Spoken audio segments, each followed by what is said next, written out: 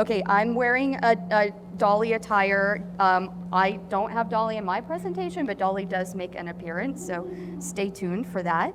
But the fun part about celebrating Women's History Month on WRR is that we do play music by female composers all year long. But we do have a really high concentration throughout the month of March. It's just our way of reminding everyone that the classical music is not just the music written by European guys in powdered wigs. I love them and they're foundational, but for this art form and genre to continue to be a living and breathing art form, we've got to be playing music by the people who represent our culture today, and that involves women composers. So this was so tough for me to narrow it down to just a handful.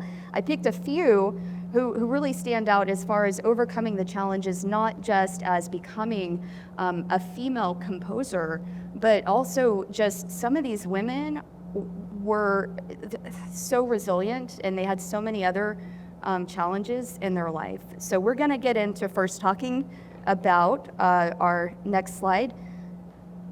The medieval woman, Hildegard von Bingen. She was a nun, a composer, born in the year 1098.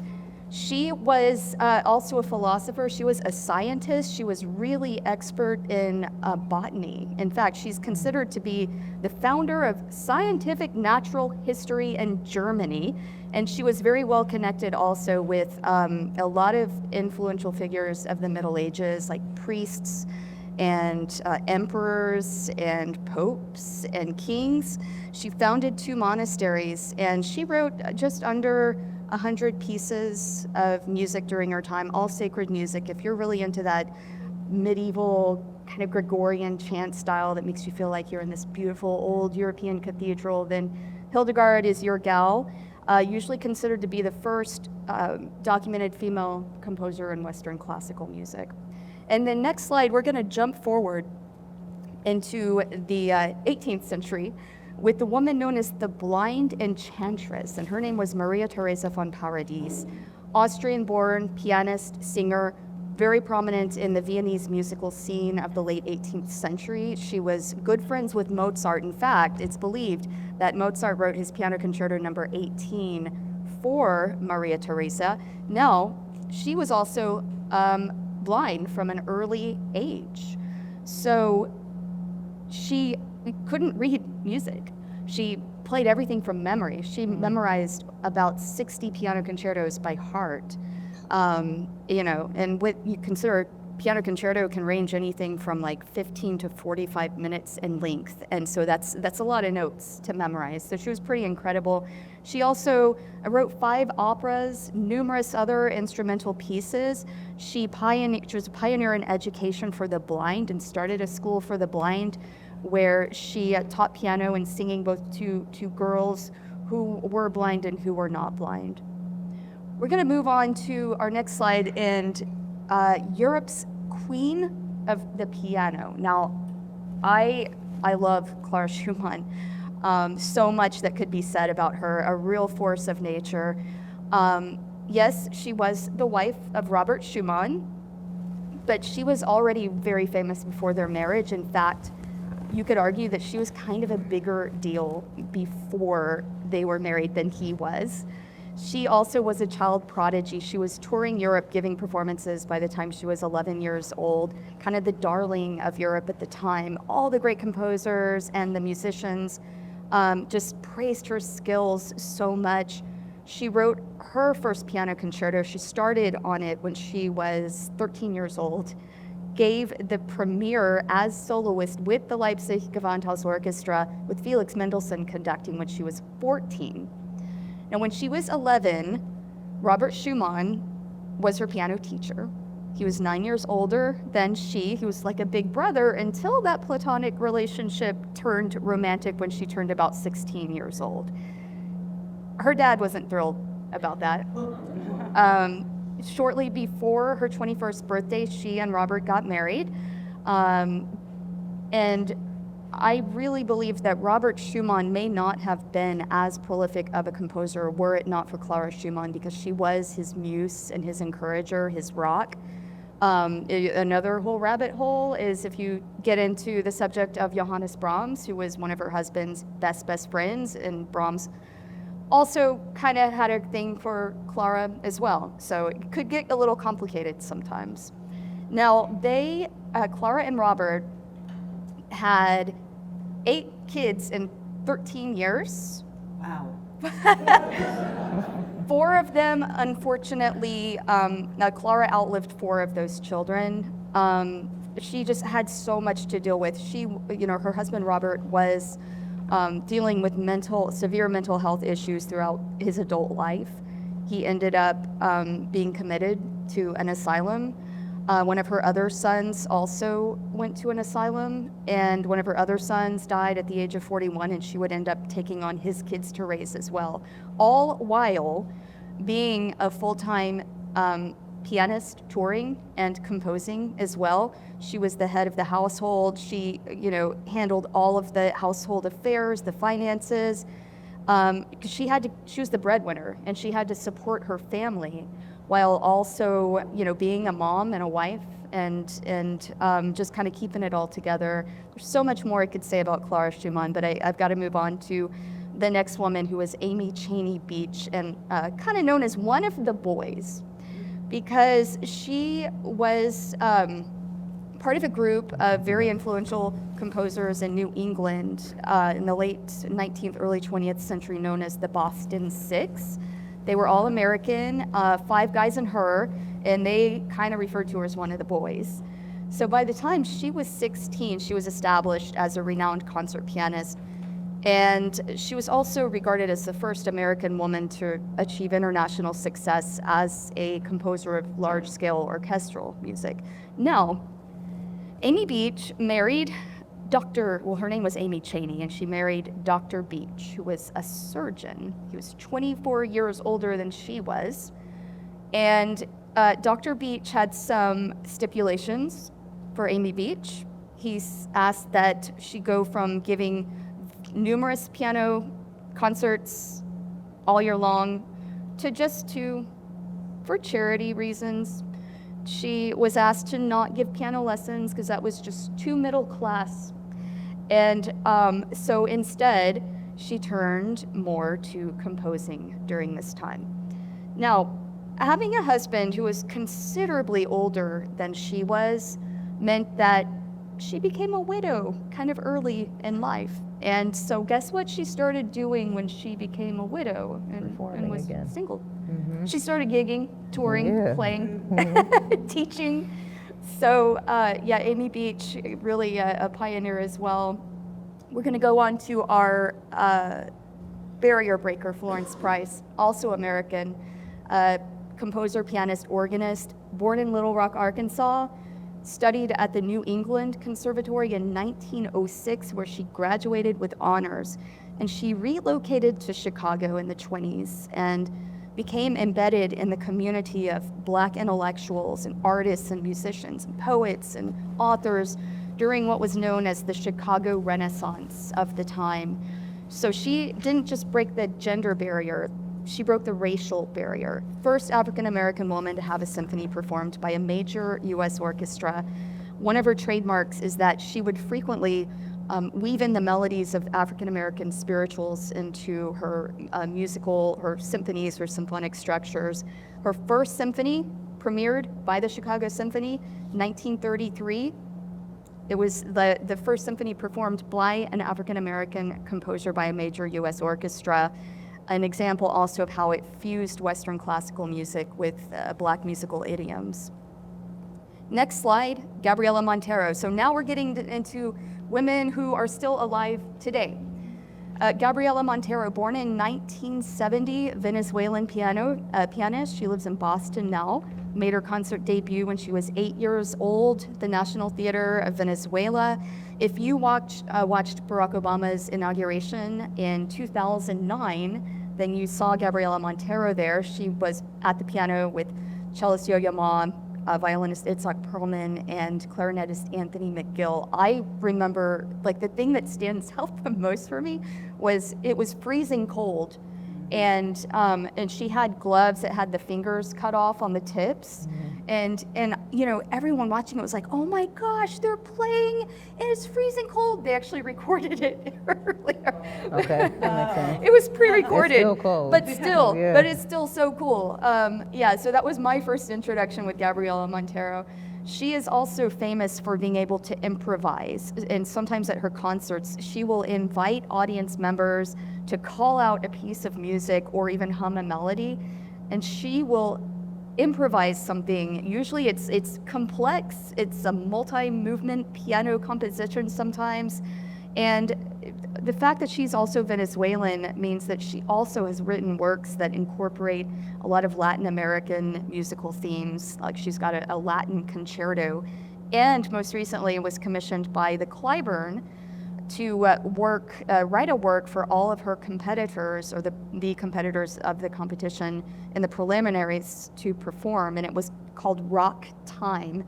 Rock spelled R-A-C-H. It was a play on words with Rachmaninoff and ragtime. And last but not least, oh no, I've got one more, I'm sorry, two more. Rachel Portman, first female composer to win the Academy Award for Best Original Score, which was Emma. It starred Gwyneth Paltrow. And she's been nominated 2 further times for the Cider House Rules in Chocolat. She has written more than 100 scores for film, TV, theater, first female composer to win a Primetime Emmy, recognized for her work on a film in 2015 called Bessie. And about 3 years ago, she won her second Emmy for a documentary called Julia. And her Dallas connection is that most recently, couple months ago, Dallas Opera performed her opera that was based on the children's book called The Little Prince. Okay, last but not least, Jasmine Barnes, born in 1991. And she is an Emmy award-winning composer, also a singer. Cool. She's one of the biggest up-and-coming contemporary American composers today. She was born in Baltimore, but she too has strong Dallas ties because she led the composition department at Booker T. Washington High School for the Performing and Visual Arts, and is widely recognized today for writing music that's centered around Black narratives and social justice in her music. She most recently got a 2023 Capitol Emmy Award for the PBS documentary called Dreamer that featured a work called Portraits, Douglas and Tubman. And so the point is, up until about the, I'd say, mid-20th century, a lot of female composers and conductors were dismissed a lot. You know, girls were encouraged to pursue music as a hobby, like play a Chopin waltz in the parlor for the men while we smoke cigars, you know, but no, you can't do this professionally. No. But there were these women who did persist and were tenacious, and they defied convention, and they opened the doors for the ones who we do have for today. And, you know, as we're going to hear, there are like threads of connection between like even the people who you're going to be talking about in your presentation. And I know each one of us are going to give like a little elevator speech about our personal history in radio. I'll keep it very short. I started at KNTU, UNT in college in radio. And with Eric Bright, yes. Yeah. But no, like after Eric Bright. Yes.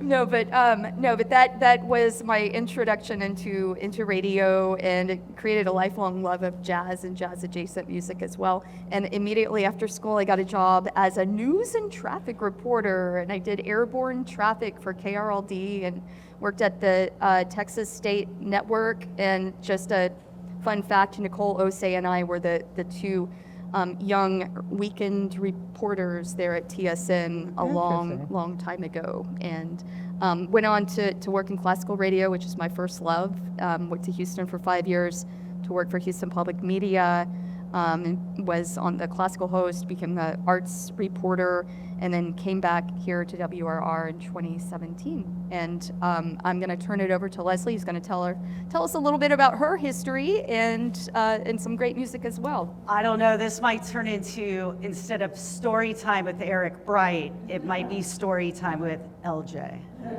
My start happened, 21 years ago in 2004. I was a guest DJ in Columbus, Ohio, at my favorite independent alternative station. So I sent in a list of 12 to 15 songs, got selected to join the midday DJ at the time from noon to 1 on a Friday afternoon. They did it every Friday and every day in the month of May. It was a big deal. And at that point, I had graduated from The Ohio State University about a year prior, and I was still looking for a job, right? I knew I wanted to work in music, but I didn't know what I wanted to do.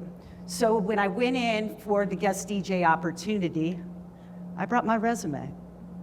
And I was thinking to myself, if I don't do this, go up to the program director, I'm gonna regret this for the rest of my life. This was my in.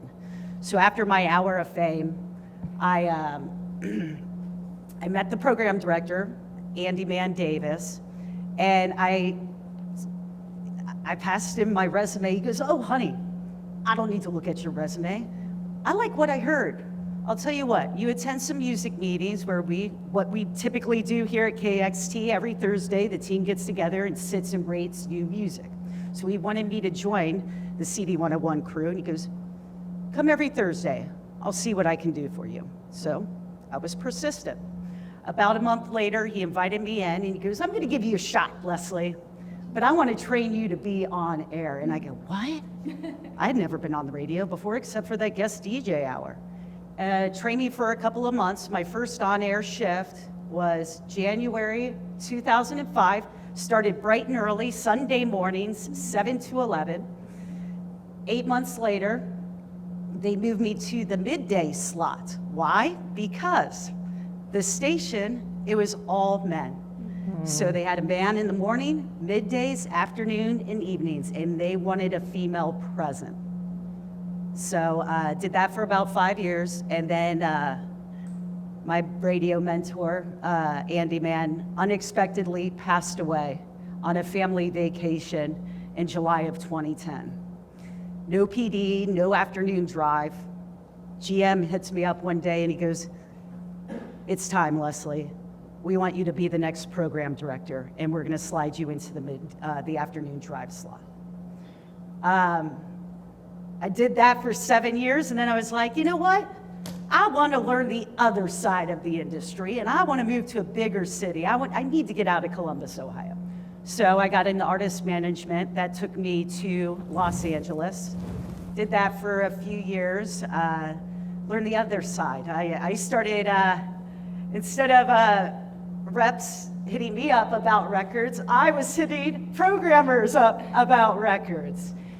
Did that for a few years, got into the record label industry, worked for a boutique label, doing radio promo and streaming promo, so I worked directly with Spotify and Amazon and Apple.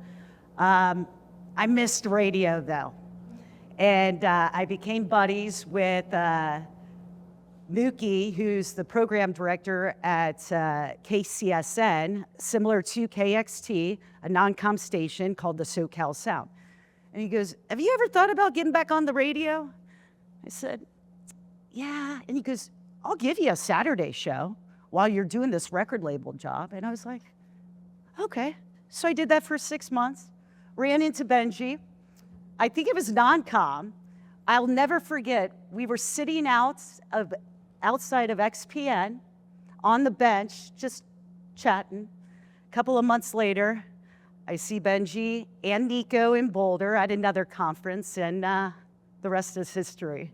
I moved here I started in October of 2022, and I love this place so much. I do. I love you all. It's been a great experience. Okay, how long was that? All right, so I thought for my portion, and I don't, oh yeah, these are just some, so my mentor is up there, that selfie, that second one. My guest DJ is up there. And then that was my final show in Columbus. Of course, I have to put me and Flo and Liam and Steven Morris from Joy Division, New Order, and my fellow Ohioans, the Black Keys. That was at the Schottenstein Center. It was so cool where the Buckeyes play basketball. I did a stage announcement in front of 20,000 people that night. It was so rad. Okay, so I don't have slides like Amy and Law, but go to the next one, please. Okay, so I thought since the Rock Hall inductions are coming next month, I wanted to share women who should be inducted into the Rock and Roll Hall of Fame by now. How does an artist become eligible? Anybody know?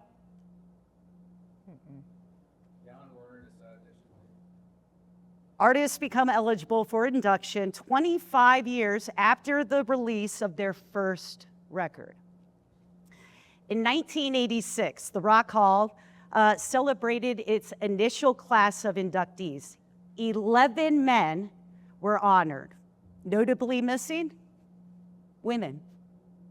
In 1987, Aretha Franklin became the first woman to cross the hall's threshold, along with 9 male acts. The Supremes became the first female group in 1988. And a slow trickle of female artists and writers have followed over the decades. But get this, in 1992, 2001, 2003, 2004, and 2016, no women honored, not one. We're gonna get into this year's list here in a bit, but first I wanna focus on Patsy Cline. Come on. Yeah. What the heck? She has not been inducted into the Rock Hall.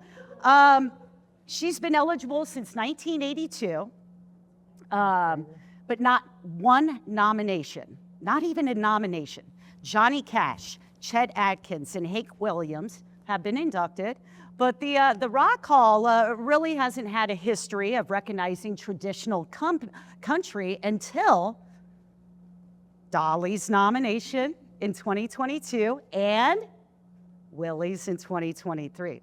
What I love about Patsy is she was never simply confined to the country genre.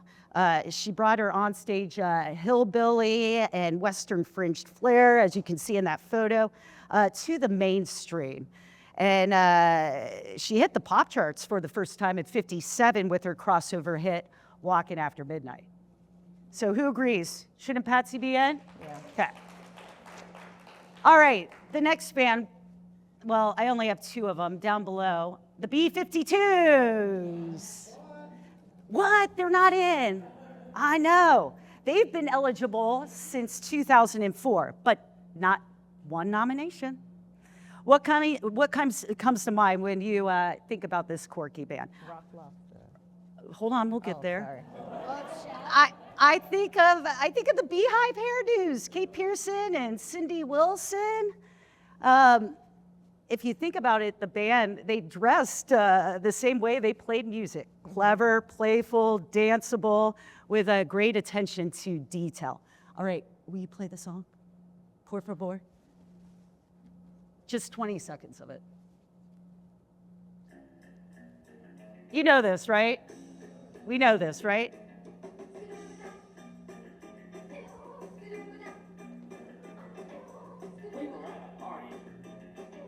Okay. Okay, that song, their very first single, the weird pop jam, Rock Lobster, inspired John Lennon to make music after a 5-year hiatus. What? Yeah, apparently he felt the song style and Cindy Wilson's vocals resembled Yoko Ono's. If an artist inspired a Beatle to start making music again, wouldn't you consider them to be important and innovative? I would. All right. Who thought the Runaways up top were already in the Rock Hall? Yeah. They've been eligible since 2002 and not one nomination yet. See a pattern? They were not only one of the first all-female groups, but the band also served as launchpad for solo careers for Joan Jett and Lita Ford. By the way, Joan Jett was inducted with the Blackhearts in 2015. All right, moving on. I don't think she's on here. That's a bummer. Wendy Carlos. Who's familiar with Wendy Carlos, obviously? The godmother of electronic music, Wendy Carlos. She's been eligible since the 90s, but not one nomination. She helped to create the Moog synthesizer and played a big role in bringing electronic music into the mainstream. Amy can probably relate to this album, right? Her first album, Switched on Bach, really, truly ignited a music revolution. Yeah, in fact, the sample of music that Lesley picked out for you guys actually comes originally from a Berlioz piece from Symphonie Fantastique, which was the March to the Scaffold, that it was used in The Shining later. And yeah, Yeah, you want to go hear ahead it? and play that part.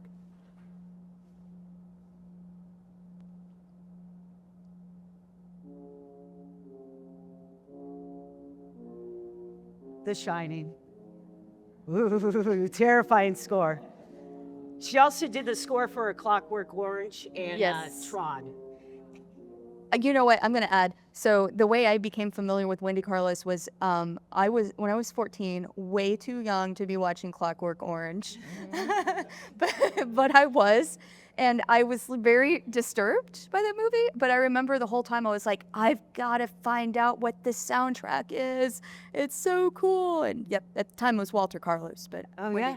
Yeah, that's Hey, right. Wendy. Yes, and as you mentioned, Walter Carlos, Wendy Carlos is transgender. She spoke openly about it, about her transition in the 70s, and became a true inspiration. And she was the very first trans woman to win a Grammy. Wow. Oh, wow. Yeah. Yeah. All right, so moving on. Grace Jones. No, go back. Sorry. Grace Jones. Come on. Why isn't she? Hello. She's been eligible since 2001. Not one nomination yet. Grace is one of the most coolest, and isn't she cool? She's so intriguing and captivating.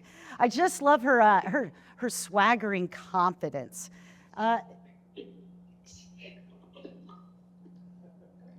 She was a key figure in New York's disco scene in the late 70s before adding new wave, post-punk, pop, and funk into her sound. And of course, she's influenced a bunch of artists, including Lady Gaga and Rihanna. All right. I got to keep it short because there are so many more. Mary J. Blige. Let's go with that. She's been eligible since 2018. Has been nominated twice, 2021 and 2024. The queen of hip hop soul has been such an important female voice in what's been a male dominant genre, right? She sold 80 million records worldwide and is the only artist in history to have won Grammys in R&B, hip hop, pop, and gospel categories. All right. So I'm running out of time because I do want to talk briefly about this year's, but here are a few others that I wanted to expand on if we had time. Sonic Youth, Kim Gordon, why aren't they in? Bjork, come on. And of course, Lucinda Williams. Okay. So finally, here we go. As of 2026, the Rock Hall has inducted about 80 women, accounting for fewer than 9% of inductees. This year's list of candidates does bring hope that the voting base made up of more than 1,200 international artists, historians, and music industry professionals with inputs from during the fan votes is broadening their selections. Okay, so these are the 6.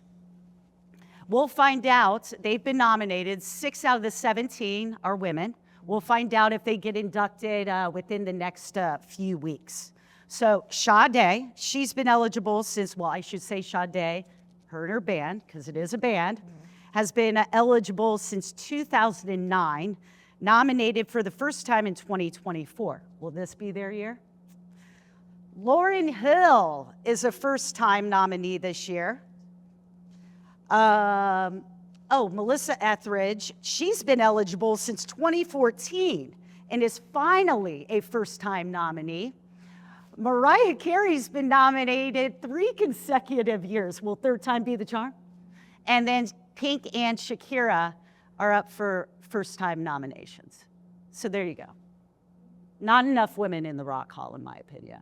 I have a quick question. How once they're nominated, what's the process for getting inducted? Who votes? It's made up of artists, historians, and music professionals. So it's over 12. Yeah. Okay. But then there's a fan vote too, and I think that's closed at this point. But you did have an opportunity to vote. I don't know how much that really plays a role into the actual getting inducted. But yeah. A lot of great information. I learned a lot just then right there. Yeah. Oh, thanks, Lo.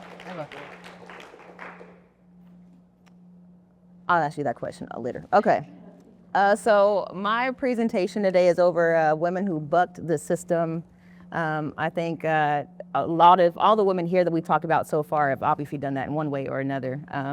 But one that we had in common, we've all talked about, we'll get to her later, is the great Dolly. You see she's up there. But my presentation isn't just about women who succeeded, it's about women who disrupted the rules completely in a time where we were expected to play in the background and be nice.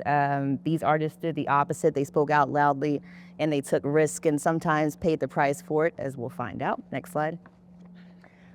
First one is the Billie Holiday. I did these in like chronological order, so we'll get there. But Billie Holiday, one of the most influential jazz artists, known for her emotional depth and phrasing, also had one of the most recognizable voices in jazz, used for more than just entertainment though.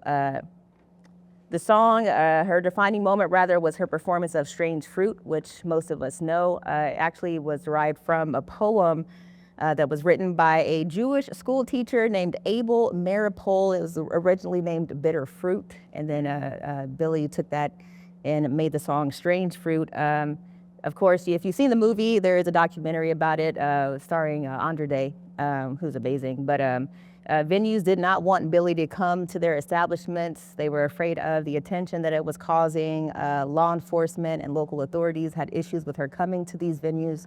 So a lot of them spent a lot of time trying to keep her out. And funnily enough, the US government deemed her quote unquote dangerous because of the song and because of her performances. But in the venues that would have her, she insisted on performing the song, and she would not take the job unless they let her do the song. And she would always do it as the last song on her set. She would dim the lights low, put the spotlight on her, and let it ride. She made the audience uncomfortable. A lot of these audiences had white people in them at the time, and there were a lot of people who felt like they paid their really good money to come see a performer to just perform, which is something I think across time we've seen that, shut up and dribble, or we just came here to be entertained, and that was not something that Billie was willing to do. So I feel like for me personally, sometimes to work through adversity, you have to be confronted by hard truths. And that's how we move past these things. So you can imagine going out for a night of music and leaving completely changed, and that is something that Billie did on a regular basis. Next slide. All right, next, the wonderful and great Nina Simone. She is one of my, go ahead, girl. One of my, one of my personal heroes. I can't think of the name of it now, forgive me, but there is an amazing documentary about Nina Simone and her life and legacy that you can watch. And it literally changed my life. I think we may or may not all known Nina Simone at one point or another for different reasons. But for me, it was always about her legacy and how she was so unashamed to be herself, no matter what that looked like. We know her for many things, but most notably is her music and her work within the civil rights movement with her music. The song that she is known for, of course, so many, right? But Mississippi Goddamn, which it was a huge popular song, was actually one that I chose for my Women's History Month playlist for my show at KXT. She wrote it within an hour after the assassination of Medgar Evers in Mississippi, and then also subsequently the bombing that happened in Alabama at the church. She felt like, or she said rather, that she felt like it was the first time she realized what it was to be Black in America. Her song, Mississippi Goddamn, became the civil rights anthem. And in the South, if you can imagine, radio stations banned that song from being played. And they went so far as to make a statement that every radio station it was sent to, the ones that didn't want to play it, cracked it in pieces and sent it back to the label to let them know how they felt about it. But she still performed it on a consistent basis, and the first time she recorded it live was at Carnegie Hall. Through her work from 1963 and beyond, Nina has inspired generations of activists and musicians that we know of and respect today, like Lauryn Hill, India Arie, John Legend, and even Hozier, who named Nina Simone as one of his greatest musical heroes. Next slide. Up next, we got the Dolly Parton. Okay. Yeah, give a clap for Dolly. It's good. She emerged in a male-dominated country music industry as a songwriter and performer, often underestimated due to her appearance and bubbly persona. A true testament that big things really do come in small packages. Often, because of that persona, they didn't take her seriously. They thought she was an airhead. She wasn't about her business, but she showed them otherwise. She emerged in a heavily male-dominated industry, which is country music, a space where women weren't expected to lead, they were expected to support. It was also the theme song to the film of the same name, 9 to 5. Has anybody seen that movie? Mm-hmm. Okay, copy that. Starring Jane Fonda, Lily Tomlin, and Dolly. The takeaway from the film that I got is that you could run an office with a boss, but you can't run an office without its secretaries. So that's the thing. She also refused to be controlled early in her career. The largest testament to that was her parting ways with Porter Wagner, who was not only a musician himself, but he became Dolly's manager. Also had a TV show that he would put artists on. And he helped to essentially jumpstart Dolly's career by doing that. But for Dolly, it was more important for her to have autonomy and control over her work, her brand, and her music. So she risked everything and for her independence by parting ways with Porter. And we've seen how well that worked out for Dolly today. Next slide. Last but not least, wait. Who am I missing? Am I missing somebody?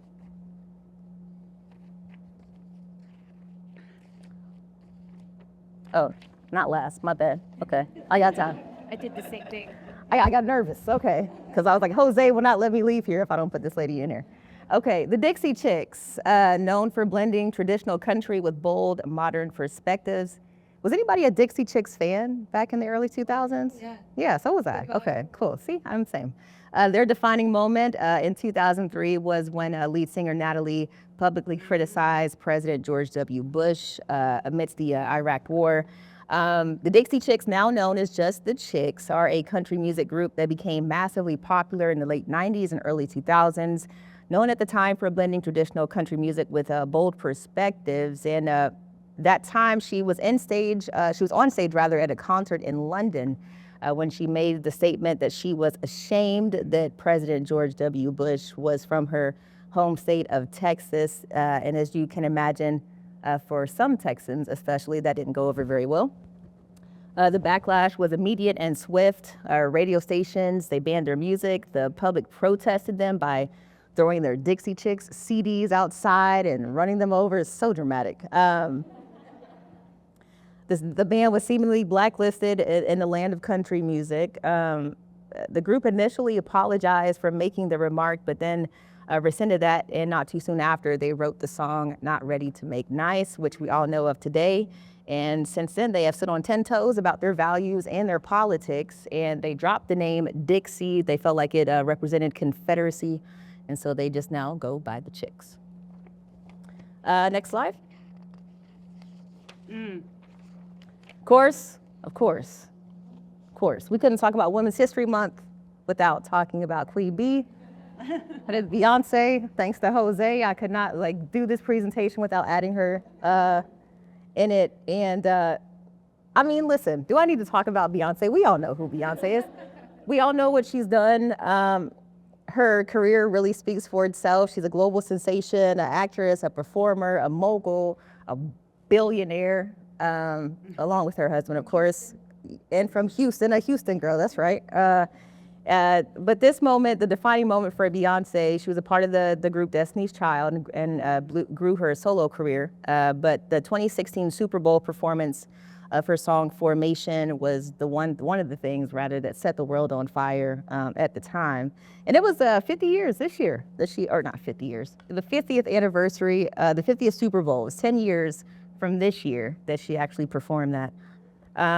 During the performance, she centered Black culture, which was a huge shift from other halftime shows.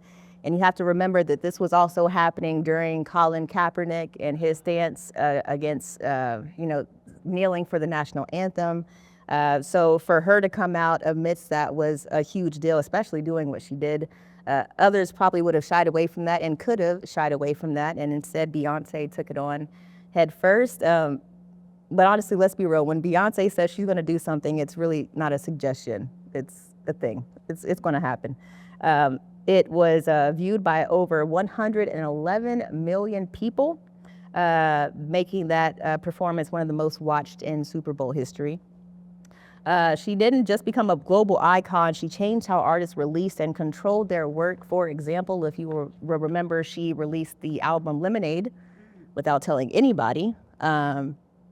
She just released it one day, and so that's something. Now that I think about it, as I was putting this together, I was thinking about, that's so crazy of an artist to just release an album and not tell anybody, no marketing behind it, no nothing. But then I also thought, if you're Beyonce, you can do whatever you want. Or anybody as big as her, they could have done that too. But I think everybody just remembered how the machine worked, and so they just kept doing that one thing. And an artist as big as her, she wanted to, she could release an album and not tell anybody, and it would still sell, as it did. And not only did she do that, but she released it on a platform that you had to subscribe to be able to listen to. It was on Tidal, that's right, which her husband, Jay-Z, created and owned at the time. He doesn't anymore. But that was just a huge thing, and she changed the way the artists make music now. So now other artists are dropping songs without ever having to tell people about it, just to see how it works. And that's in part because of Beyonce.